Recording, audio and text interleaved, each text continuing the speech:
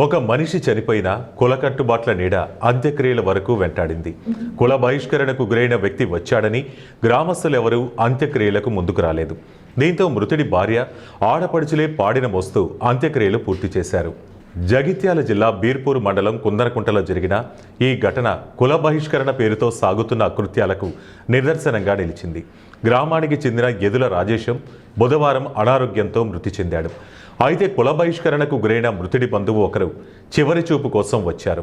దీంతో కుల బహిష్కరణకు గురైన వ్యక్తితో కలిసి అంత్యక్రియల్లో పాల్గొంటే కుల పెద్దల ఆగ్రహానికి గురవుతామనే భయంతో గ్రామస్తులు దూరంగా ఉన్నారు.